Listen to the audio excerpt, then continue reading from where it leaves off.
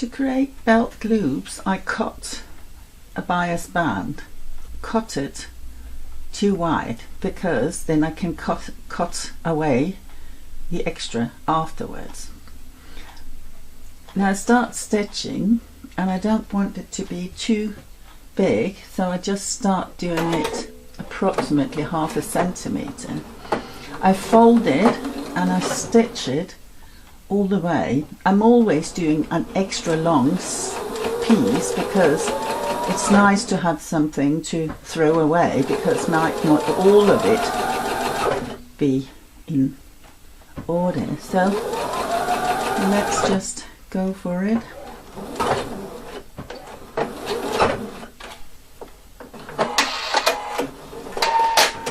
You see, now this is the size, and what is interesting are that this here has to be filled up with your seam allowance.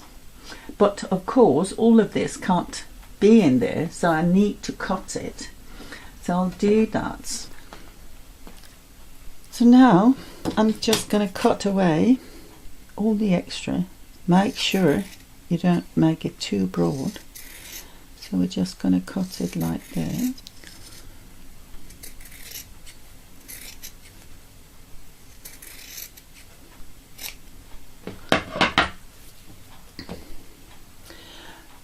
And now it's time to do the most difficult thing, is to turn the inside out. I got different things. I got this super old thing here, which got a little thing here in the top. I also got another old one that's sometimes it's one or the other, but what I'm doing is actually I put this in here in the tube all the way. When it's up here, I got this little locker, you could call it, and I put it up here, and getting started is always, so now it's should be okay.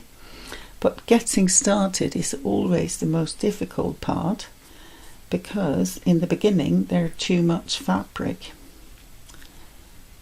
But as soon as you're there, it's going much easier. Now, and I can turn it, but do it gently, because you can easily rip it up. And you see, it's all gathered here, so I can just help it a little bit. And at the second I'm out, I take it out of this, and now it's time to turn it, track it and turn it, and then you got it. Now I always rub it a little bit, because then it's getting much nicer. You can also do it by steam it and then do it as well, but that kind of gives you a nice loop material. Now here it is, I put it a little bit aside. Then I have prepared my fabric, because I want the loops to be exactly the same. So this here is my front, my right side of the fabric. Now when I want my loops, I cut it in the length I need. Then I fold it like this, because that's how I like it. Now the reason why I make this back stitch here, or this running stitch, sorry, is that I want it to be the same, so I place it so it fits here.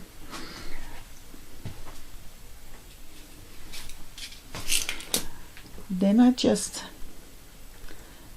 pin it.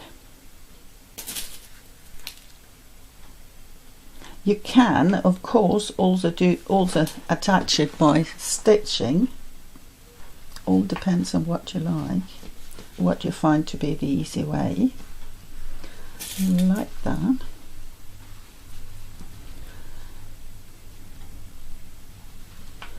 So now I've got the placement of one loop, and I can cut a new one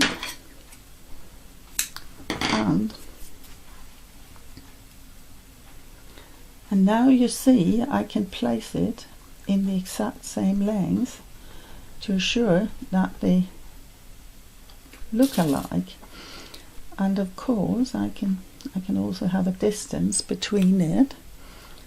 Everything is all a part of the design, so let's just, if I instead, sometimes it's easier, as I said, to pin it. So I can just pin it here. Let's do it in the right way so you can see what I'm doing. I just pin it like that, or not pin it, hand stitch it just to keep it like this. Turn it around and place the other side as well in the right length.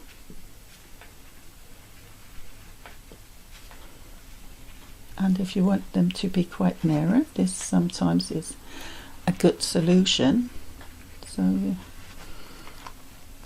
have it here, just like that, and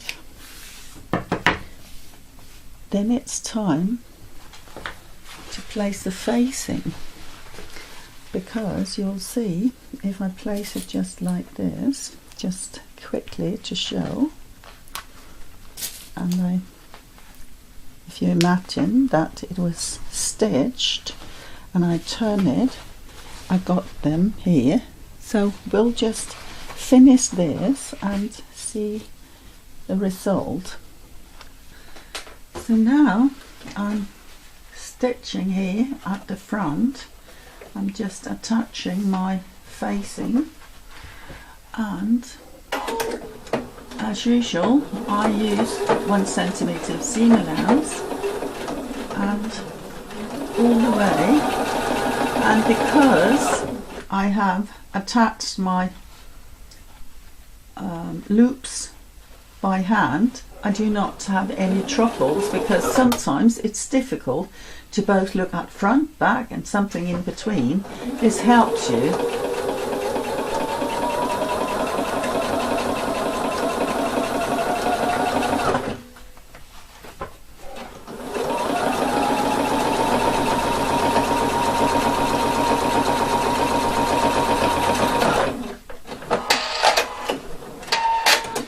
And all we have to do now is remove these .